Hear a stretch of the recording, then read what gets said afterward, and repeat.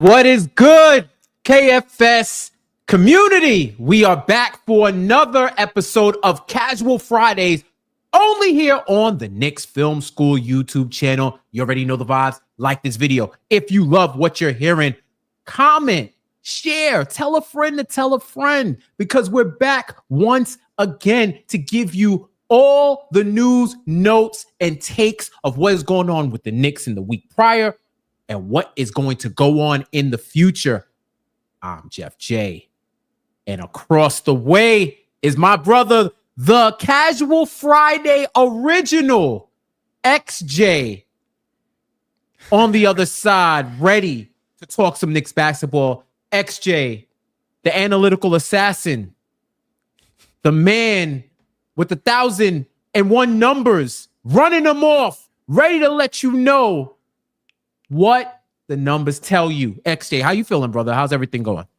I'm great, Jeff. It's good to see you. Analytical assassin is cold, bro. I appreciate that. I might just have to run with that. So you have to. I appreciate that. How you doing, man? You good? I'm good, man. I'm doing well. The sun is shining. It's another day. Knicks basketball today, going down, playing the Milwaukee Bucks in MSG, which means something silly is going to happen because I feel like these two can never play a normal game. I remember. Do you remember those seasons? It was like one season where it felt like the Knicks and Bucks kept going to overtime. I vaguely remember that. Yeah, vaguely, right? Yeah. It was so annoying. It was like, yo, y'all two just have to play for 5 more minutes. I don't know what to tell you. And here's a cool thing that's going on. If you are in the tri-state area, you're going to be in the city today, then you need to be with us. Knicks Film School has a watch party live at T Squared Social, East 42nd, NYC. It's the pregame hangout with the KFS crew. I'll be in the building. XJ could not fuel up the private jet in time to get to New York, but he will be there in spirit. There's going to be giveaways. There's going to be drink specials. We got everything to get you ready for Knicks Bucks in MSG. So definitely tap in with the KFS crew if you are around the way. XJ, you know how this goes, brother. Let me know what the vibes are like after 7 games of Knicks basketball. 7 games in, Jeff. The vibes. You know what? Honestly, the vibes are solid for me. Like, It is early in the season. There's, I would say there's a lot I'd like to see addressed, changed, shored up, things like that. But these things are going to happen over the course of the season. At the end of the day, this team has way too much talent. I'm not worried about their floor at all. They're going to reach their floor. They just have to. The talent is too thick. I have some concerns about them reaching their ceiling, yes, but it's 7 games in. We'll see where they get, and I expect things to get back on track really soon, starting today, and that's why I'm disappointed I couldn't get the private jet set up and come out there and watch it with you guys, but I do expect good things today and moving forward. So the vibes are solid, I would say. Yeah. I love those. I love solid vibes. Solid vibes are the best vibes because they are consistent vibes. You don't get too high. You don't get too low. And I would say my vibes are the same. My vibes are consistent because I realized that this team was going to take a while to gel. If you remember, there's been previous seasons where they started off slow. Shout out to my guy Kaz. He had a funny quote on Twitter where he said, "We don't talk about the November Knicks, but with December on, that's when we start to have Knicks conversation." And it seems like they start this way. I made the analogy that they're almost like Floyd Mayweather in the sense that they use the first couple of rounds to measure up with their opponent before they're able to figure them out and then counterattack. And for them, their Mayweather first 2 rounds is actually like 20 games. It's the 20 game mark. And then after the 20 games, they get their data able to deliver their derive the insights from it and then make the decisions that they need to make. So they're consistent for me because I'm not really too worried. I was annoyed, especially with that Atlanta game. But overall they still remain consistent. Oh, Jeff, I get annoyed, bro. Like I will be annoyed after every single game. I like if people are seeing me tweet stuff where I'm just like livid or annoyed or making sarcastic comments. It's just because I'm in my feelings in those moments, you know. But I do think overall moving forward, like I am not, like I said, I'm not worried about them hitting their floor. And I agree. I think they'll steady the ship as time moves on, and I think they'll figure out how to best utilize their players. And you know, I have some data to share with you later on about why I think that's going to happen. So, but yeah, I'm cool right now. No doubt. Check 1 2 1 2. We are getting live reports from my brother GMAC Andrew Claudio. XJ, if you could boost your gain a little bit. He said turn your volumes up. Check 1 2. Is my turn the beat up? Turn the beat up. Get in the booth. He's telling you turn the beat up and turn me down. Which if I had a nickel, I would have had your private jet here, XJ. If I had a nickel, I would have had your private jet here. All right, let's get into some weekly news. And Andrew, let us know if that's good to go. Oh, okay. Andrew applied his dark arts behind the scenes, so everything should be good. Okay. Just wanted to make sure. All right. So we're good to go. Weekly news that's going on. Kind of light on major news, but we knew the Knicks needed to make a deal. 14 days. You can't have 28 days without being under the required 14 plus roster spot. So they've signed Matt Ryan, I believe, to a veteran deal, non-guaranteed. Converted Huck Porty from a 2-way to a 2-year non-guaranteed deal, team option on the second deal, and Boo Buie is taking the 2-way spot from Huck Porty. He was in the camp, and now he's elevated to 2-way. XJ, what do you think about these moves? I mean, shrewd moves, solid moves. I'm not sure. I'm going to be honest with our audience. I don't know who Boo Buie is. Like, I know a little bit about him just based on like scouting reports. Random name generator, character, by player. For real. Like, I don't watch college ball like that, but what I've seen, he seems solid. But you know, he's on the 2-way, so it doesn't matter too much. I'm excited about Matt Ryan, honestly.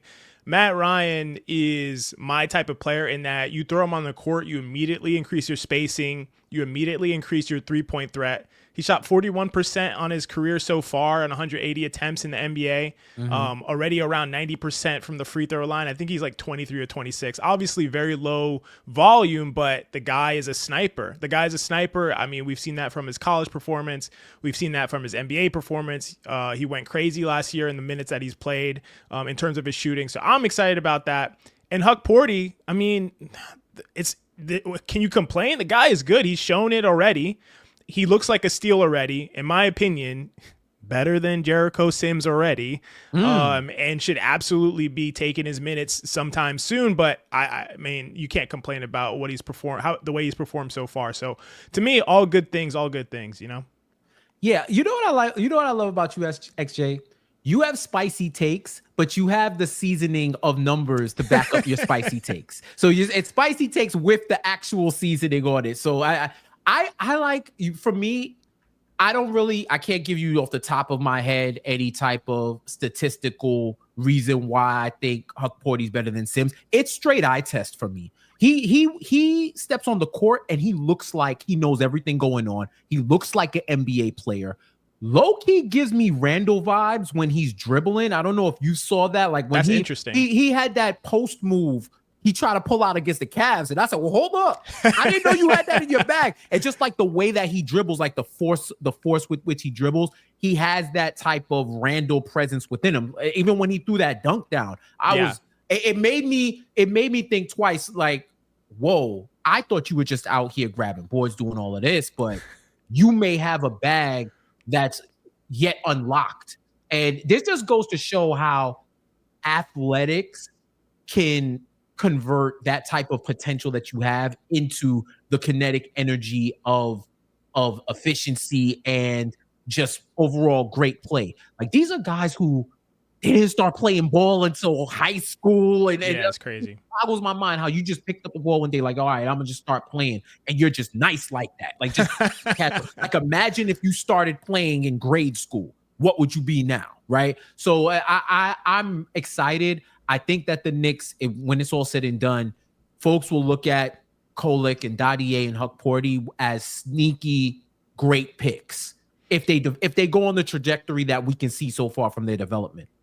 Yeah, and I want to actually piggyback on what you're saying, because I think it is eye test when you have young players like this. You just don't have data. You could have some stuff from college, but it doesn't really translate in the way that you would think it does. So exactly. it is eye test for these young players when they're first getting in, and just seeing how they're going to perform and just kind of getting a vibe for how they play, seeing what their feel for the game is. All of those things, to me, within the first 2 years of a rookie and a sophomore year's player, I think it is mostly eye test and mostly figuring it out, especially if they're not getting a ton of minutes. So I think you do at some point have to go on that. It is when you start accumulating a body of evidence, when you start accumulating a sample size, that's when now the data is more taking prevalence in my assessment. But at first, I think it is largely eye test. So I'm definitely still right there with you. Yeah, 100%, man, 100%. And then in off the court news, Kith and Knicks, they had their merch drop. It's actually going down today. I think they're doing a pop-up shop. They released their latest Kith brand. XJ, you know, I see the Carhartt on you, so you are a man of culture. I know, you know, I don't know how much you into the fashion bag. Did you see the drop? Did you like it? Like, talk to me. No, I saw the drop. I'm not like a big into fashion guy. I stay relevant. You know what I'm saying? I stay relevant. Mm-hmm. I would say it's definitely cold. Like, I really, really like the merch. I like everything they came out with, all the stuff that the Knicks were modeling. I want to say this, like, because I'm mostly like into design. I'm into film. I'm into photography. Mm-hmm.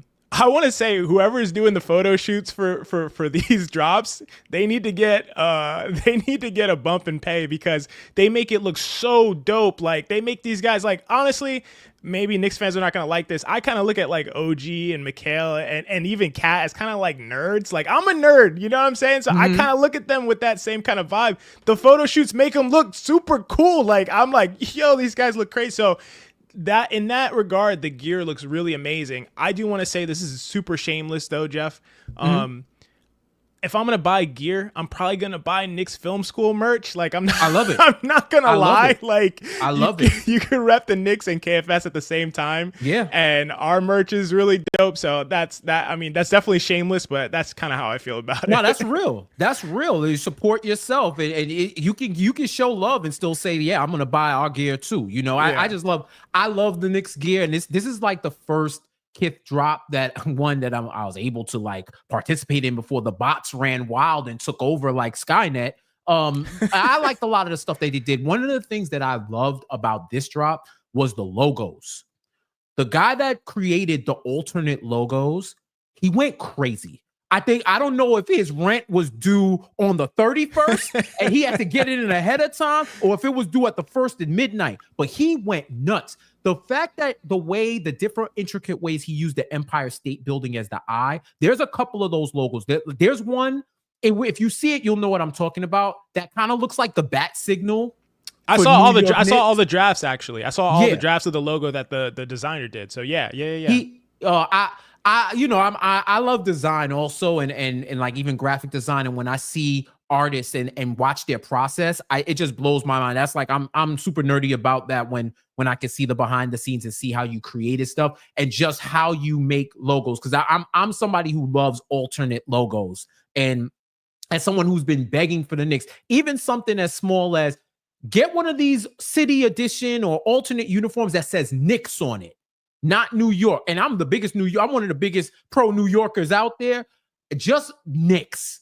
Like, I feel like that would go crazy. And some of those logos, if I'm the Knicks, I'm taking a long, hard look and saying, yo, next year, following year, like, this might be something that you could build upon. Like, a lot of those logos were like really cool. And some of them looked like they were inspired from like bike clubs, and other stuff, comic books. Like, it was really cool. So I don't got the Averex money though. I'll tell you that much, XJ. Like, oh my God, them Averexes are fire. But bro, I clicked on it and I was like, do I really want it? Like, do I really want it? Like, if I really wanted it, then we would have had to be eating tuna fish for a few weeks or just sing script. Like, I would have had to save ahead of time. Like that's one of those, because when Kith drops the leather, I'm like, put 4 digits on it already. Just start at 4 digits. What was it? Was it like 12 or something? 1350. Okay, that that sounds about right. If you know the history of Averex, if it's the premium leather, it's something that should last you for a long time. But then I think about it and I'm like, okay, it's also a Knicks Averex. So are you gonna I was about to say the replay value, the rewear value? If you just don't care and you just like, yo, I'm repping the Knicks wherever I go, then it's fine. But you're gonna also have to have an everyday jacket. This gets into the psychology of how you wear your jacket, especially in New York, where everybody in the winter is wearing black and gray and all of that. So, but I hope it translates. I love the cool photo shoots and all of that. I'm about the wins, and but I like when they look good in the wins. And I second your notion about the photo shoot and that guy. Like, man, every look is cinematic. Like, went crazy. Cat could have put out an album. Some of them shots, I was like, boy, like you put that, you want to talk about like image reparation and repair and elevation. Like, seriously, anything you ever said bad about Cat, you start leading with them photos, you like, oh, this guy's cool. What y'all talking about? Jeff, I think Mensa even said how Bridges went to that photo shoot and didn't even have a lineup, and he still looked cool. He still looked cold as hell. That's hard to do, bro. That is hard to do. That's crazy. And as Andrew will tell you, KnicksFilmSchool.com. Cop your Knicks Film School merch. You see the logo. Look at the your bottom.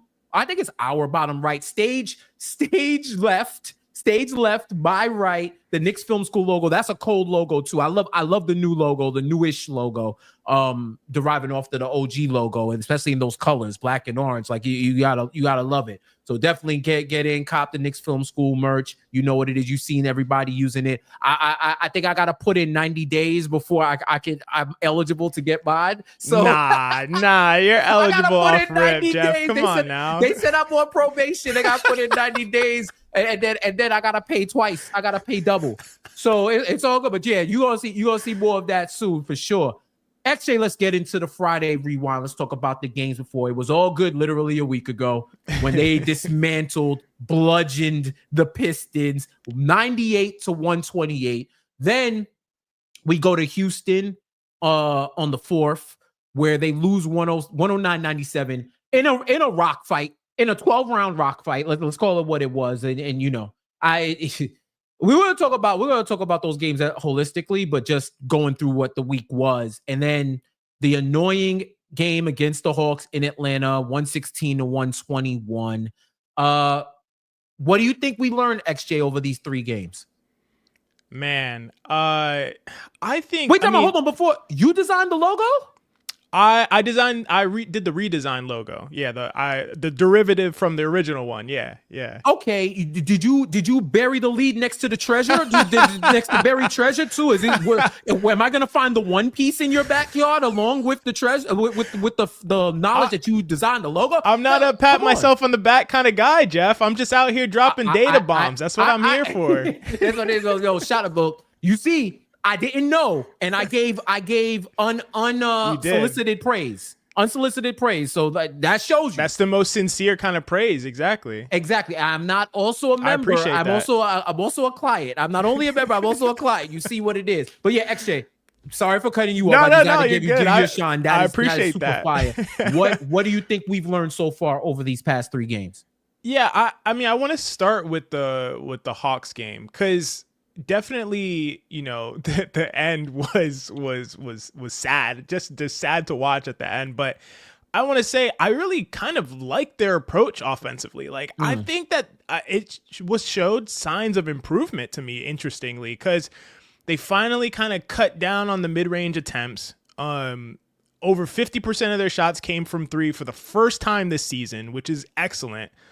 Over 31. And this is over the 3 games, or just this is just the Hawks game specifically. Okay, cool. Just the Hawks game. So I looked at it as like, obviously the Pistons game was just a complete beatdown. The Pistons were outmatched on a It's almost an outlier, basis. Low key. Yeah, like to me it's like the Boston game outlier one way, the Pistons game kind of outlier the other way. That's how I view those 2 games. For sure. But at least like for me, the Hawks game showed, okay, I don't think Atlanta's as bad as people think, and I do think that they played a really good style of basketball. Like I said, over 50% of their shots from three, over 31% of their shots came at the rim, which is not great, but given the kind of construction of the team, I think it's an okay number for them.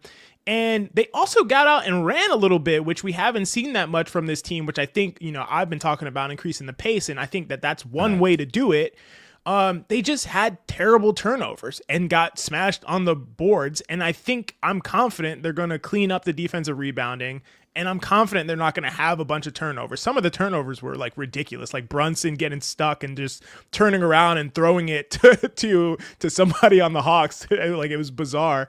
We're not going to see that stuff. So to me, that was really encouraging. And the Rockets game, the Rockets game was probably the worst of the three to me. But personally, but I do think there's some encouraging signs. I think we're seeing some positive progression, and it's not going to be linear. It's not going to be like each game is better than the last game, but right. I do think it is. I am seeing something where it's like, oh, this has gone a little better in this game. This has gone a little better in this game.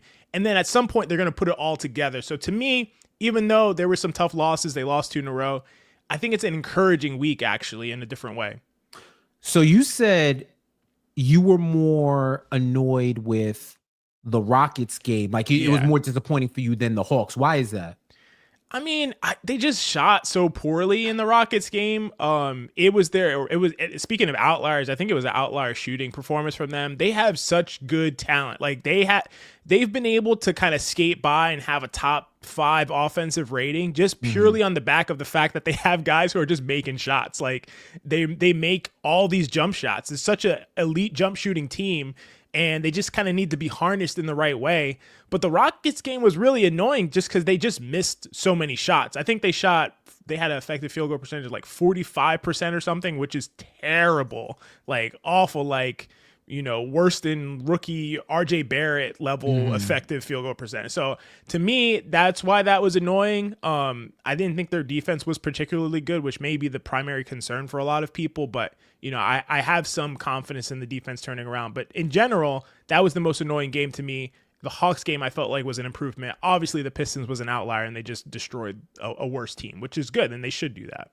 Yeah, I agree with you. So for me, the Hawks game was way more annoying, like disappointing, because I've watched them over the past couple of seasons close out those type of games before. They got true. Cat has been maligned about his drop coverage like that. That's the new thing. The Mikal's broken jumper is now in the rear view. That's old news. Old. That's old T. Right now, it's Cat and his drop coverage. Right. Yeah. When you get the sequence, they got one of those game breaker sequence when I think Cat hit the 3 and then got the block on Trae Young. So it was like I thought it was over. It was over. Yeah. That's why I'm annoyed. It was over. Any competent Knicks team over the past 4 years ends that game.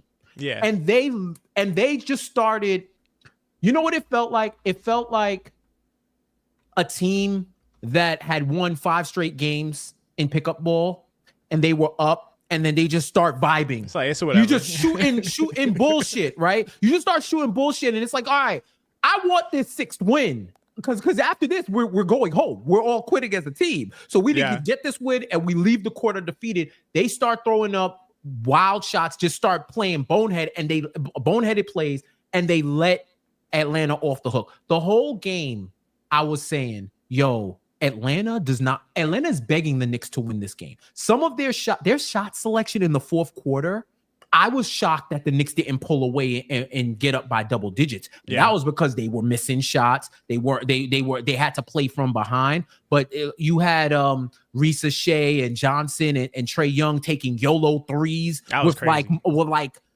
17, 16 seconds left in the shot clock. Like just see it. Like it was almost like you're playing shoot around. And I'm like, oh, they don't want to win this. That was the other thing. I was like, oh, they don't want to win this. Go take that, Knicks. Go take that. And they left the door open and allowed them to creep in. I like their process offensively combined over the past 3 games. Yeah. I think the next level in their 20-game set evaluation has to be the counter move, the adjustments. You play a team like the Rockets that are going to switch everything. And I think it's been already widely discussed that if you play drop, the Knicks are going to destroy you. You got to switch everything to play the Knicks. That says a lot about their offense, right? Even 7 games in. But if the team starts switching, you either have to know how to counter it, like whatever the scheme is, or you take the shots that they give you, because you're supposed to be skilled as a unit to be able to hit those shots. Like they were so. I'd love to hear your opinion on this. All right, opinion/analysis. There were so many shots, especially in the Atlanta game, where they had the open three and they do the pump fake and drive, because it's almost as if it feels like they're running drills. It feels like they're running drills in practice to find the best shot. And it's like, yo, OG, you had the best shot, bro. You know, like, I promise you Josh Hart did not want that shot. I promise you Josh Hart was pissed you passed it to him in the corner. Three. Or even Brunson, right? Brunson, you have easier shots. You don't got to show them the whole bag. You don't have to show them every single dribble move you have and try to fake them out. Like, I think the word is out not to leave your feet. It's almost like the Dwayne Wade rule. When Dwayne Wade would pump fake a billion times, and then 1,000,001 is when you jump and it's a pump fake again and you just get pissed, right? Yeah. That Jimmy Butler adopted too, as well. Yeah, exactly. He passed it on to Jimmy, and that's annoying. But at least that one you can understand, because Dwayne Wade is committed to getting you up in the air. Brunson doesn't have the size to initiate that enough to where you're just sitting there and pump faking. So, what do you think about that? Where their process in the offense and how they're going to combat these switchable teams? Yeah, I mean, you make a lot of great points. To me, the reason why the Hawks game didn't upset me or frustrate me that much is just because, like you talked about a little bit at the beginning, I'm looking at this early part of the season and I'm really looking at process. I'm not caring about results very much at all. Like, obviously you don't want to dig yourself into a hole. You don't want to be, whatever, 4-10 or something like that. You don't want to dig into that kind of hole. But at the same time, when I look at the game, to me, it's about what is the process looking like? What is changing from game to game? What decisions are players making that they maybe didn't make so well the previous game, and now they're doing a better job at it. And so that's how I'm looking at the games, as opposed to, like, I almost am not even paying attention to the outcome, although you obviously want to win the game if you can. But I agree with you in terms of the decision making needs to just be sharper and quicker, right? And I think that at the end of the day, if teams are switching heavy, you're not going to have these really long time frames to be able to make your decisions. You're going to have to make your decisions quickly. There's going to be guys closing out to you, and the closeout's going to be shorter. So you have to shoot the shot when you're open. You have to make the right passes. Everything has to be fast, and the processing speed has to be really quick. The good thing is, I think that they have the team to do it. I think that they have the personnel to be able to do this. I just think they're not in a rhythm. And to me, that is more of a time will play that out kind of thing, less so than other things. So that's why I'm not as concerned about that. And the other thing is, I think something that will help a lot dealing with switching defenses is something that I wanted to talk about a little bit later, which is the pace. I think they just need to play faster in the half court. And when you play faster in the half court, it gives you a few advantages. But one really important advantage is that it allows you to get a shot and then say, oh, this shot is not as ideal as I want it to be. Let's reset and let's try it again. And you can do that when you start your offense with 20 seconds, 21, 22 seconds left in the shot clock. When you start your offense with 9 seconds left in the shot clock, whatever the first shot you get, that's the shot you're going to have to take. So to me, you start things a little bit faster. You can get the defenses in more precarious positions more often. You make quick decisions. You reset if you have to, and you look for a better shot. And to me, I think they're just going to get into a rhythm of doing that consistently as the season goes on. And I've seen some positive signs that they're moving in that direction. For sure. And that leads me to talking about good trend, bad trend. I know you was coming on XJs, and I know you've been calculating, crunching the numbers from the past 7 games. Give me something that you think is and you flow right into it. One of the best trends that you've seen so far from this team, and one that can offer a measure of concern as in this early season. Yeah. By the way, Jeff, I love this segment, so thank you for Yo, you got it. For Take throwing it. the, If you for need throwing it, the lob. shout out to the hot hand theory. Like, we do Yes, we do sir. a lot. Like I said, I'm for the people. This is open source segments right now. So whatever I you love need, you it. got it. All right. So first, I'm gonna start with the bad trend, and then so we'll go I bad like news, that. good news. Bad news, good news. I like that. Yeah, I like that. What's the we'll- bad trend? We'll do that, but before that, I want to say real quick. So like, I want to talk a little bit about what I look for in data at this stage of the season, right? Like we're only 7 games in. There's a lot of stats flying around. You know, the Knicks have this rating, they have that rating, they're shooting this percentage, opponents are shooting that percentage. 7 games in, I'm really looking at data that reflects tendencies and choices, not outcomes.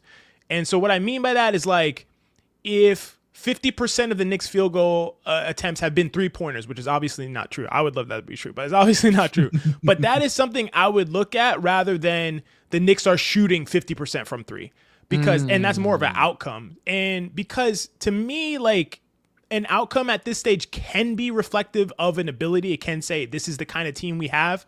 So maybe the Knicks are all elite shooters generating all wide open threes, but you're less likely kind of able to confidently tie those outcomes to, you know, the players or the team's real capabilities and project how things will go moving forward. So I keep an eye on everything like offensive rating, defensive rating, percentages, all that stuff, but I don't really draw strong conclusions around it. So the things I want to start talking about are like things that I think are reflective of trends.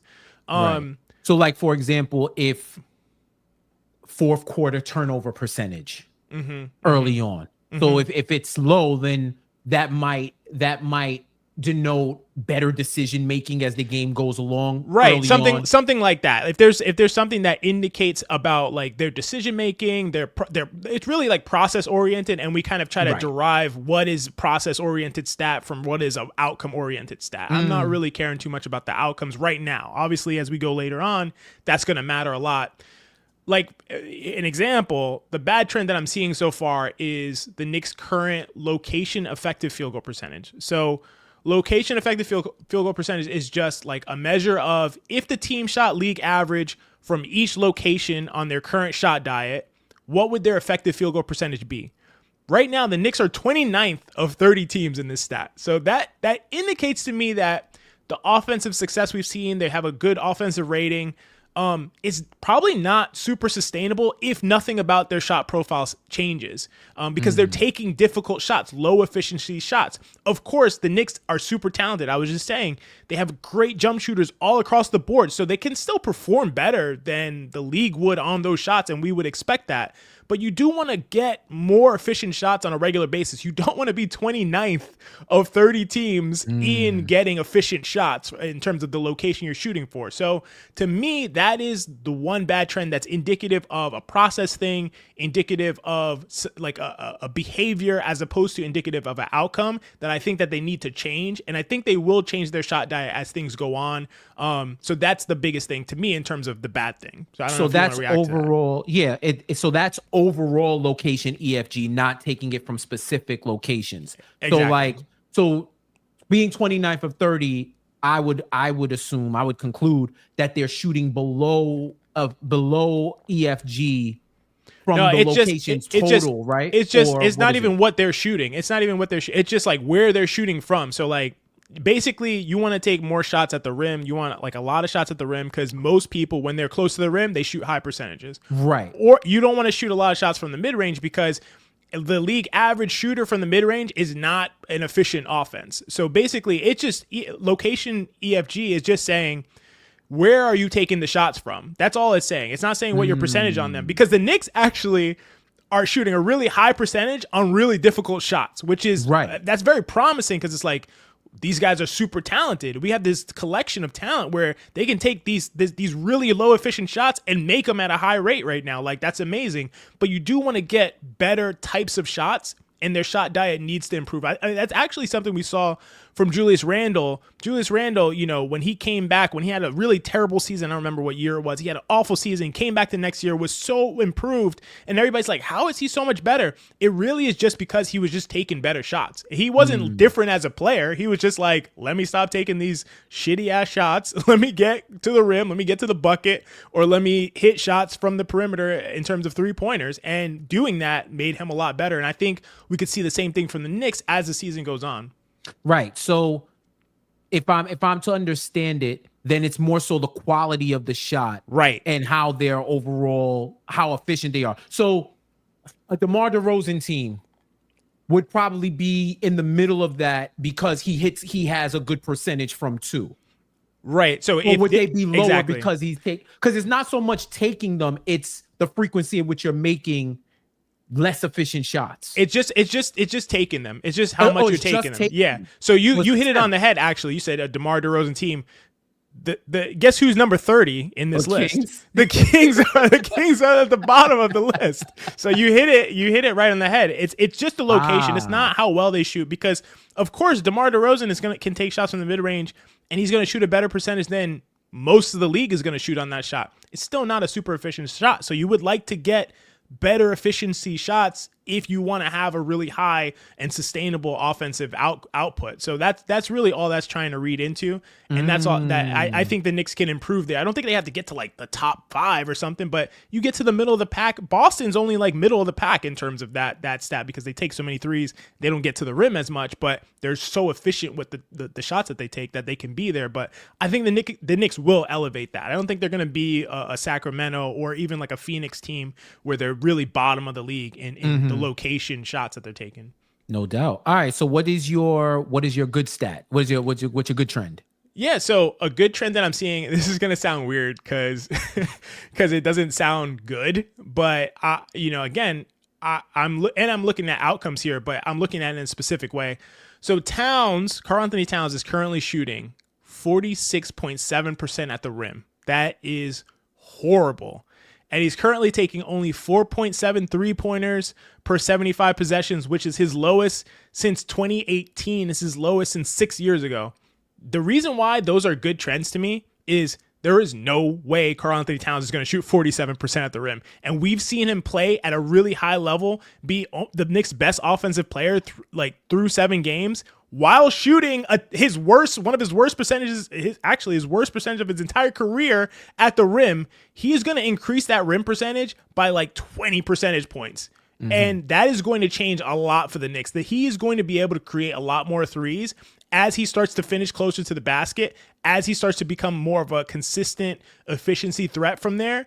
And then also his shot diet is going to change as well. He's not going to continue to take only 5 threes or less than 5 threes per 75 possessions. Again, lowest in 6 years. The league has changed a lot in 6 years. It makes it even more. It's like inflation. It's like in 2018 dollars, it's even worse. You know what I'm saying? So to me, those two things are really, really promising and indicate to me that Towns is going to be actually even more of an offensive impact value player than we've even seen so far. So I have really high hopes for what that does for Towns and for what that does for the rest of the team. I know, folks like DJ have talked about getting Brunson open threes, and we've talked about how do we deal with the switching defenses. If Cat is finishing close to the basket, that opens up a lot of opportunities for the rest of the Knicks. And I think we're going to see that moving forward. I mean, we have to. He's not going to shoot that bad, so. Right. And on the flip side, Cat is a few percentage points from being in the 50, 60, 90 club. It's crazy. Over 50% from the field, 57% from 3, 90% from the free throw line. I never thought I'd see the day that a Knicks player would shoot over 90% from the free throw line. I feel like a dude who hops in a luxury car for the first time, and you're like, what is this feature? I didn't know cars are able to do remote start. You can start your car and not be inside of it. Like you have heated seat. You heat the headrest. Like what is it? What is this world that you're living in? That's how I feel with Cat and his offense. And it's interesting that he's only shooting at 46% from the rim. I think another interesting thing to work to monitor is the way the game is being called, because I see the emphasis on physical play. Mm-hmm. I've been watching the rest of the league. It feels like certain teams have an edict to bury the whistle a little bit more to make sure that the fouls that they're getting are the fouls that are actually occurring. Because like I watch, you know, and I'm not a hashtag refs person, but I will call out BS when I see it. Mm-hmm. Houston, that Houston game, them boys can defend, them boys can lock up. But when you give them carte blanche to do whatever on defense, it tough. makes them even more insurmountable. That's a great point. Dylan Brooks, they're using two hands. They're doing the little grab. When Cat has posted him up, he's doing the joint you see at the park where dudes use their thigh and lifted up his knee. And I'm like, okay. There was one play where Cat like backed into him 3 times, and on the 3rd time, they finally called the foul. And of course, Dylan Brooks throws up his hands. I'm like, fam, they gave you 2 fouls. The 3rd one was like at this point, it's like, all right, we gotta call something. So I'm just eager to watch it, especially the way Brunson is being officiated, where they may have cast an incantation to resist some of his dark arts, because I'm for the game getting more physical, because that way you kind of even out some of the offensive explosion and you actually reward players for the fouls that they're getting. Like I'm also of the mindset that, hey, it's all gamesmanship. If the refs are gonna call it, it might, certain players, it's a nasty brand of basketball to watch, but it's on the opponent to adjust, and the refs have to be more honest. Like I remember 100%. There was a point where folks started guarding James Harden like this with hands behind their back, because they knew the That's a minute crazy you time. reach, even if you put your hands out, you can put your hand on your own chest and he'll find a way to find a hook He's to gonna get get and in then there. you get the foul, right? Like KD, the swipe through. KD is one of the main reasons why the swipe through is no longer an and one, right? So thinking about these things is something else that I'm keeping my eye on. Another thing, and it's early, but the cap got to get his head in the game. The cap got to get his head in the game with late game decisions. And it's funny. I was talking. I tweeted it, and I saw people like automatic. I didn't know there was a whole world of this, where I said, Jalen, I love you, but I do not want to hear that it's on you. I don't want to hear that today. We all know, fam. We all know tonight is on you. Please do something about it. Like at this point, and I know it's only 7 games in, but fam, I know it's on you. I know it's on you. And then I see like compilations of him saying that it's on me and he'll be better. I gotta be better. But he is one of the most accountable players I've ever rooted for. Because when he tells you he gotta be better, usually the next game he's better. And I think and tell me what you think, XJ. I think with Brunson, it's more so getting used to the fact that you don't gotta do it all by yourself anymore. When we get into crunch time, you have a range of weapons, right? Like if I tell you, hey, I got an infinity gauntlet in one corner for you to use, and soul edge on the other corner, you should not be using a butter knife to fight. Like you have weapons, right? Like you don't got to go to your go-tos anymore. You have to learn to trust your guys, especially in the clutch. Like we know everything that's associated with you. We know you got the big C on your chest now. So heavy is the jersey that wears the captain logo, right? We know it's on you. We know. But now we're asking you to evolve past that and just get acclimated. Because there a couple of them losses, man.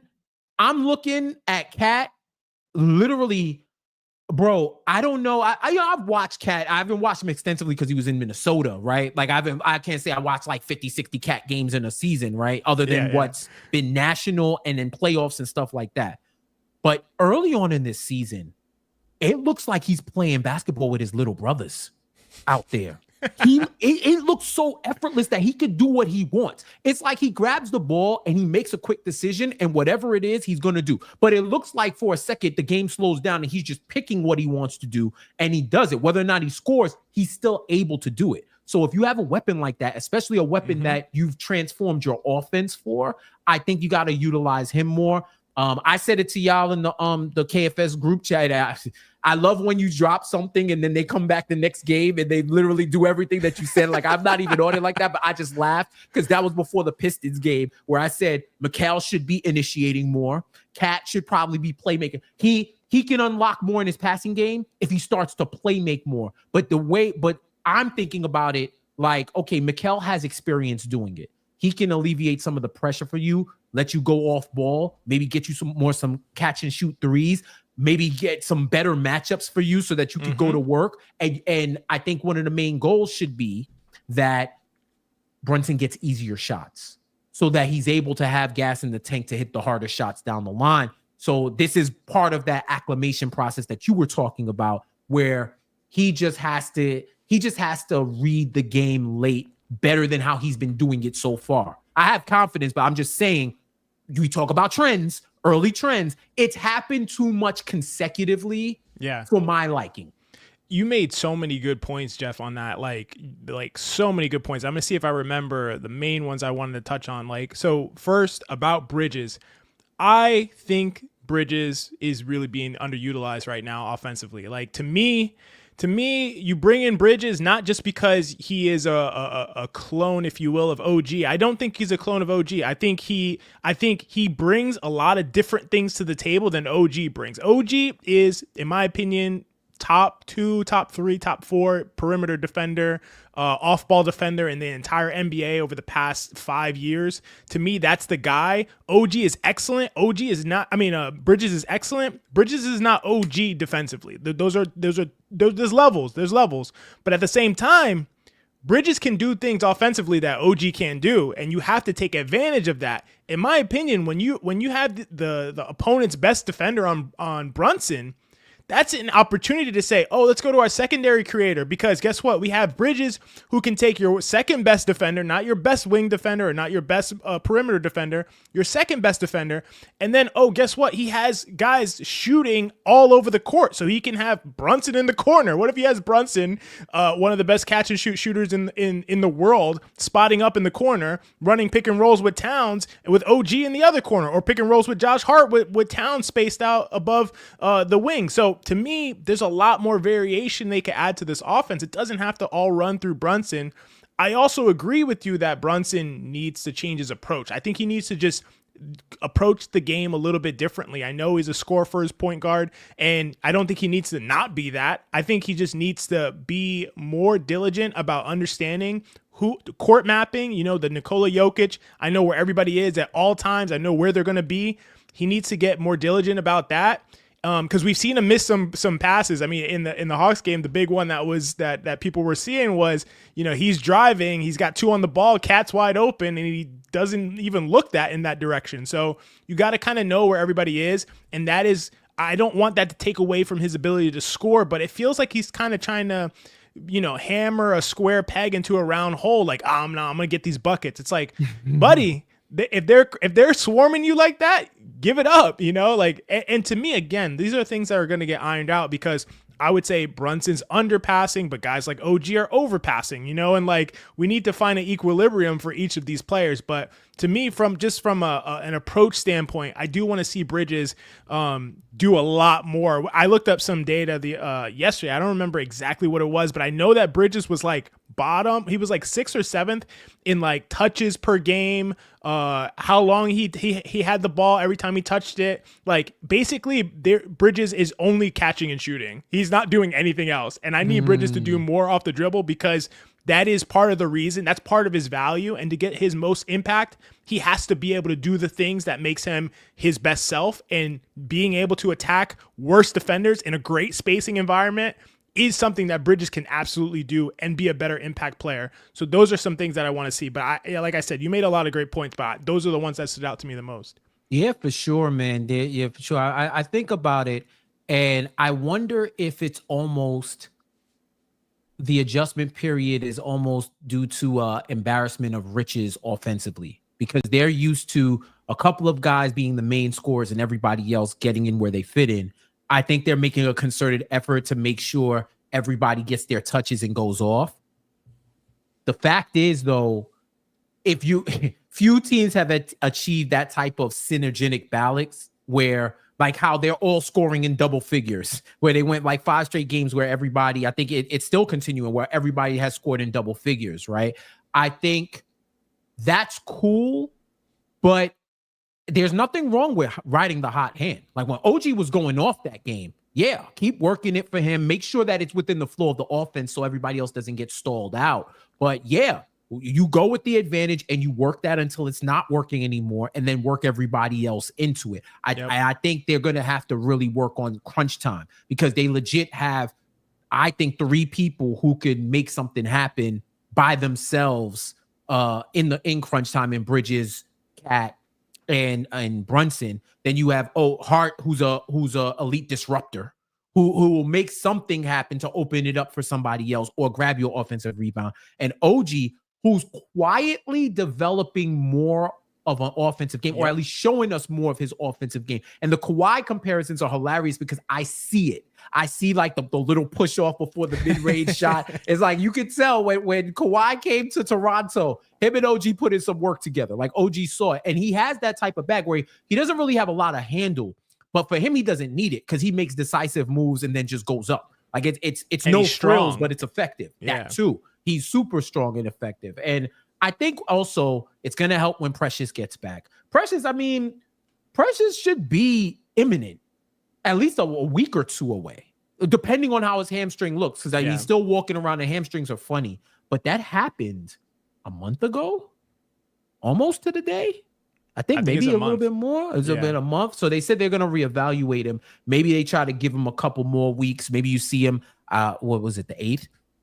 Maybe you see him against Philly. That'd be a nice time for him to come back. That would be excellent, actually. That would be excellent, actually. Maybe they're holding him for that. And we could definitely get into it. Before we do, what is it about per 75 possessions that you like as opposed to per 36 or per 100?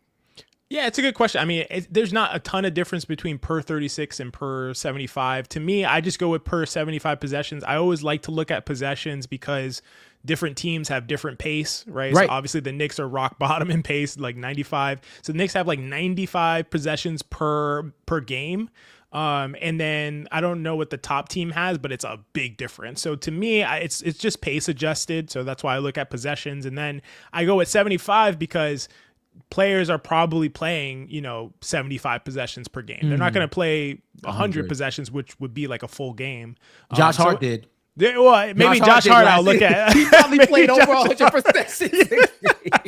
No joke, he probably did. One person, his per 100 was probably the same as his per 36, same as his per 70. You know how it's like how the EFG for the players back in the day is the same as their field goal position because they weren't taking threes. Yeah, so right. No, Josh Hart's per 100 is probably the same as his per game averages. Yeah, you're not lying. So that's why I look at per 75 though. All right, yeah, that's cool, man. That's good. You're getting the knowledge with XJ. Let's see what some of the people are saying. What's up, Judah? How you feeling? Curious to hear thoughts on Mikal. Also, he's the only player I'm legitimately concerned about. You know what I'd say about that, XJ? I'll keep it up for a little bit.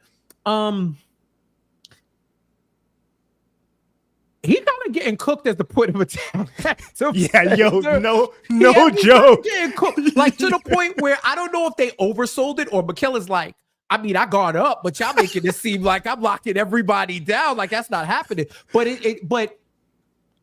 he's getting cooked to the point where I think he's getting cooked past my expectations. Because I thought, okay, he's the point of attack defender. He's going to slow people down. And the numbers may show early on that he's probably doing a better job than perception wise. It's like every time I look up, and to his credit, he's taking the assignment. He's guarding smaller people. He's guarding faster people. So they're getting him or whatever. But he's had the hardest weapons formed against him. And he has not prospered as much as I thought he would. Yeah. I'm not worried about his shooting. I think if the defense forms into even 75% of what we thought the point of attack defense was going to be, I've seen flashes, so I know it's there. So I think I'm not that worried, but it is enough to raise both eyebrows.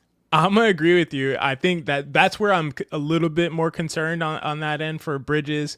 I think he sometimes he gets matched up against smaller players, and I don't think that's his best advantageous position to be matched up against. I mean, I would almost even want to see what things look like where Josh Hart is matched up at the point of attack at some places, especially and I know he doesn't have the best lateral quickness, but like, why not try it out? Let's see how it goes a little bit. Have Mikal be able to help off. You know, he's excellent at that.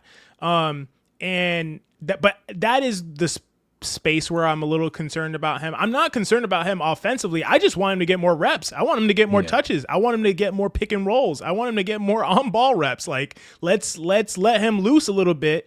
And I think that'll open things up for a lot of guys. So that's the place where I want to see that change for him offensively. For sure. Let's see. Ben had a question. What is the optimum range for shots per game for this team? And what proportion of those shots should be threes? I think you had already alluded to your ideal would probably be like 75%. Your ideal would probably be 75% and then 25% at the rim. But you had said before 50%. You want at least 50% of if they're taking 100 field goals. Yeah. Try to get to like 40 of those at like 40, 45. I'll say the 50% number is like probably unrealistic for this team. There's only one team in the NBA that's 50% of their shots are threes, and that's the Boston Celtics. And they're probably also not going to keep that up. Maybe they can. I'm not sure. But so who knows? I'm not going to rule anything out with them. That's where I'm at with it. Who knows? Yeah. So I don't know that they'll get to 50%, but I do want to see them in the 40s. I do want to see them in the low 40s, 40, 41, 42, 43, something like that. Like, to me, that's a really nice range because of the talent that they have on the team and the level of three-point shooter. Like, you have Karl-Anthony Towns, OG Anunoby, Mikal Bridges in the corners, and Jalen Brunson. Like, this is an elite three-point shooting team. Let me not forget to mention Deuce McBride, who has been one of the elite three-point shooters in the league the last year and a little bit. So to me, I want to see them be able to get to at least around 40-ish%. And that will also open up shots at the rim. And that's part of the thing. And I think that I'll say this, Jeff, I think people have this misconception about me, and it's probably my fault. I think they think I love that. So people have a misconception about you. I'll take accountability. Your fault. I'll take accountability. I love that. I love that, yo. Go ahead. I'm sorry. No, you're good. I think that I think they think I just want threes, and what I want is efficient shots, and the most efficient shots are uncontested layups and then contested layups. So to me, I really want layups. I want easy shots at the rim. But I think you need threes to allow that. You need threes to open those up. If you're taking mid-range shots, why would the defense come away from the rim? Why would they not just keep their rim protector sitting tight right by the rim waiting for you? Like, the only way you're pulling these guys out from the rim and getting those rim shots or those rim attempts is going to be with three-point shots. So that's why I want threes. So to me, I would say upwards of 40%. Maybe I would like them to be around 43%, somewhere like that. And then really, really, really elevating the number of shots that they're taking at the rim. Mid-range, I think they can stay in the short mid-range because Jalen Brunson's always going to cook from the short mid-range. Mikal Bridges is an elite mid-range shooter. OG Anunoby has improved. So they're always going to have shots from the mid-range. I don't have a problem with that. I would like it to be in the short mid-range, and I would like it to be as a sort of a last resort as opposed to a first option. Yeah, I plus one everything that you said, and that's where I think we find middle ground, because I do think I do hold on to the mid-range game, because I think when it comes down to the playoffs, you can't just be out there shooting, going band for band on threes and everybody's missing. At some point, you're going to have to hit those tough shots. I do not think 20-foot twos at this point is probably the least efficient shot you could take, just because it's like, all right, fam, if you can hit threes, take the step back. Or if it's like a bailout shot, all right, cool. But you can't get in the bag. I'll never forget when I knew the game was changing, when Melo joined the Trailblazers in the bubble, and he did a head fake from three, did one of his trademark pull-up long twos, cashed it, and then is running back saying, my bad. He's telling he's telling the coaching staff and his team, my bad. And I'm like, what? But he was saying that because they told him, like, yo, we need you to take those threes. But this is just the league that he came from, where he was one of the elite ones from mid-range. So you look at it in a vacuum and you're like, that's Melo taking a 2-point shot. Like, all right, but he had a 3-point shot and they would rather him to take that. So that's when I knew, okay, yeah, you got to evolve with the philosophy. You can't abandon it, but you got to evolve with it. And for all these guys that shoot those elite range from three, you got to be able to take them. You got to take them. That's why I love Cat's process so far. I just think that he does got to get a few more, because once he starts cashing the threes, they're going to have to guard up, which means he's driving to the basket. And then his next level is being able to dish off the dribble and see the court more and more of those passes. Like he threw a full court pass, like one of the football passes. And I was just like, whoa, like with touch. It didn't even look like he was straining. I'm like, yo, are you really just super skilled and you just don't show everything? He's a low-key excellent passer. Low-key excellent passer. Yeah. He has that. He has that in the bag for sure. Exactly. Let me get Kev. Thank you so much. Salute for the $20 super chat. Great show, fellas. Informative and entertaining. XJ, you love threes. He's like, we know what your true love is, XJ. He said, shut your ass up. You love threes. That's actually hilarious. And let's see. Dirty Appreciate Dancer. Let me get you. You've been going off. Let me get one of yours. Kaz about this play right now. I actually, Dorkosaurus, I didn't mean to put that up, but kind of you spitting right now. You definitely spitting. I do wonder how much harder good 3-point looks we'll be able to get with a traditional 5. I guess he's alluding to Mitch possibly being in the starting lineup. That I think it's going to be a different type of offense if they do decide to go the Gobert Cat route, because then you'd have the threat of Mitch Rob lobs and dunker spot, which might open up some more things. It's just a matter of how do you incorporate him into it so that they don't throw their worst defender on Mitch and hide him. That's another thing that you have to worry about. And this once again highlights the fact that, boy, if this team had iHeart, if this team had iHeart, bro, I'm telling you, the Oklahoma City Thunder 20, 30 years from now, people are going to be like, man, they needed to make that move because that team could have been even more elite if they would have been able to keep iHeart. That's why, should have hit him.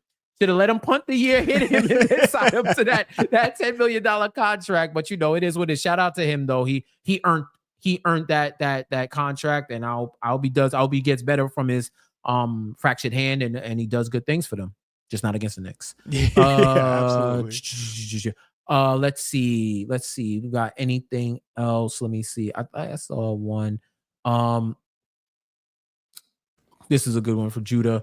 Also on the pace topic, we need Hart and Deuce to be the ones bringing up the ball. And is there concern with Brunson's tendency to dribble out the clock? I think he'll figure it out, but it's been bad. What do you think, SK? Yeah, I think this is a great comment from Judah. Like I have talked about for, since early last year, at times, why is Brunson the only one who brings up the ball? Have somebody else bring it up. They can give it to him when they get across the half court line. There's no reason he has to be the one to bring it up. And he does bring it up so slowly. And I don't know if it's just a Brunson particularity or if it's like, a coaching basically strategy. Let's just slow things down. But to me, if you have Hart or Deuce bringing it up, you're also going to put some pace. Some pace is naturally going to happen into the offense because those guys, like Hart, can't go slow. He's not even capable. Speed. He's not even. He's going to bring it up quick. And so to me, I do like that idea. And definitely, I have concern with Brunson's dribbling out the clock. Let's wait. Let's go at 13. It's like every shot, every possession is like a last shot. Every possession. Did you say this, Jeff? I feel like you said this in the chat, or maybe it was someone else in the KFS chat. But like someone said, like it feels like every possession is like a playoff possession, where it's like, oh yeah, I know. Sean has said that he can't be playing like it's spring 2024 again, like with all that, which it combines all of those viewpoints into say like, bro, you have time and you have the players. Just do that. But this is a real good comment. I do agree with it. You give a lot of variety. I wonder if, I know they said that Brunson controls the aux most of the time in the locker room. It's like, well, bro, once in a while, pass the aux, pass the rock, and let some other people get some run. Let me connect my iPhone. You know what I mean? Let me connect my phone and let me run off these tracks. Like I think if it's more so I bring up the ball, so I'm bringing up the ball. Nah, let somebody else bring it up, because that way you speed it up. You bring it there, you get it in the front court with 20 seconds, and then you could actually get into an offense. Because I think if the Knicks start running quicker offense, that means they'll get more positions, more opportunity to keep running offense, which would be a disadvantage for their opponent, because offensively they're close, they're teetering on elite early on. Actually, they are elite. I think they're the number one still EFG in the league or whatever. And one of the best from three, even though they only take 5, right? So, yeah. So thinking about all of that, I think it's imperative for them to find ways to speed this thing up so that they can get more chances. If you're not going to dominate the offensive glass like you did last year, you got to shoot a little quicker. I'm not even saying 7 seconds or less, just a little quicker. All right, XJ.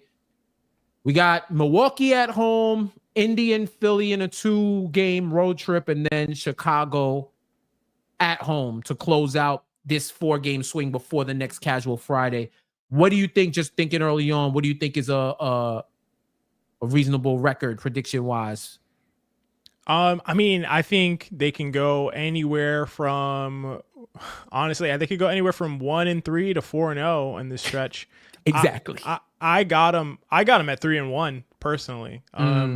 I think that they're going to have a really good bounce back 4 games. I think it starts with beating the Bucks tonight. The Bucks give up a ton of open jump shots, and that is playing right into the Knicks' hands. The Knicks have an elite jump shooting team. I think the one caveat is Giannis is going to be motivated, and it's going to be hard to keep him away from the rim. So this is going to be a huge test for the Knicks wings. I mean, this is the team that they assembled. They assembled a team. They said, when we go in the playoffs, we got to stop big wings. We got to stop Tatum. We got to stop Jaylen Brown. We got to stop Giannis. We got to stop Paul George now. Like, this is what it is. So if we're going to get a test of that tonight, if they can slow Giannis down, they win this game. I won't say easily, but they definitely win this game. So to me, it starts with tonight. I think they beat Indiana. And I think they beat Philly with no Maxey. Embiid just coming back. He'll probably be on some kind of minutes restriction like he is for like 50% of his career. And it's weird because and I think it's weird because I think the loss is going to come in Chicago after the Knicks win 3 in a row, and they go to Chicago and everybody's like, oh, we're going to just take care of them. It is at home if that matters. It's in the Garden if that matters. It's at home. It's coming on a back-to-back. Yeah. And I think Chicago's just randomly dangerous because they take so many threes. They can just beat anyone just on variance at any point in time. So, and coming off a big win, coming off 3 in a row, I think that they could kind of have a letdown. Like you mentioned, you're in the park, you won 4 in a row, you're going for that 5th in a row, you're up like a little bit, you just kind of take your foot off the pedal, and the other team kind of comes back. I could imagine that scenario. So I'm going to say 3-1, but I do think tonight is the night. Tonight is the big game. I think it matters a lot. And you should go to T-Squared Social to watch it because it'll be fun to watch it with some compadres. I'll tell you that. And that's what you call a perfect transition into what we're doing tonight. T-Squared Social live Knicks Film School watch party to watch the Knicks take on the Bucks. Starts at 6:30. Halftime giveaways, great drink specials, and you get to party up with the KFS crew. Like, well, that sells itself, honestly. These guys are hilarious, so you're gonna want to tap in with them. You see the address, East 42nd Street, or do your Googles, perform your research. You should be able to find it. If you're in the city, tap in with us. We're gonna have a great time. I'm with you, XJ. I do think I'm hoping 3-1. I'm just if there's no more letdowns, then 3-1 should happen pretty smoothly. If they don't trick off another game and have me watching a game like I'm on the craps table, and as easy as I was up 500. Now I'm down. Now I'm looking for the free buffet in Vegas because I don't got food money for the night. So we'll see what happens, man. XJ, you dropped a lot of knowledge. You gave the people some fantastic insight. I appreciate you, brother. Please let the people know where they can find you. No, I appreciate you, Jeff, for having me on, man. It was a blast talking and chopping it up and talking all things Knicks. People can find me on Twitter at Xavier J Designs, or on YouTube. I have a podcast with my co-host Jeff called the Hot Hand Theory Podcast. You can just find it on YouTube, Hot Hand Theory. Again, appreciate you having me on, Jeff. This has been a blast. Yeah, man. You know the Casual Friday, the OG Casual Friday crew. They have the key to the Casual Friday house, so they come in whenever they want. They go in the fridge. They do whatever they want. You already know the vibes. And yeah, that's Jeff with a G. My guy Jeff, Frank Barrett. Yes, sir. Frank Barrett 19, 119. Right? 119, Frank Yes, Barrett sir. 119 on Twitter. They both do excellent job breaking down film, tying the analytics to the game. So if you want to get that elevated analysis, you go to them too. Hi at there, and you get XJ here on Knicks Film School as well. I am Jeff J Says on all social media, it seems. So if it's a social media account, you search Jeff J Says, you will find me. I don't know. I feel like the great migration is happening from the Bird app. So if you're on the Blue Sky, if you're on the Threads, you're probably going to be talking to yourself. But I am available over there. It's going to be an echo chamber. You're going to think you're in Arkham talking to yourself and hearing voices in your head. It is just the sound of your voice bouncing off the internet walls because we hilarious. All just have an open journal on Threads. But I am Jeff J Says on all social media. You can catch me all over the airwaves. Definitely if you tap in NBA Bet, NBA Digital Highlights, TNT Sports The Line. We're doing a lot of stuff over there as well. So definitely tap in with me, tap in with XJ, and tap in with KFS. You already know the vibe. Share this video. Tell a friend and tell a friend. If you want to be a part of the KFS community, all you got to do is subscribe and consume the content that we're giving you because it is healthy, it's nutritious, and it is part of the food pyramid. We're at the top of the food pyramid. Knicks content, you gonna get it, all right? So that was XJ. This is me.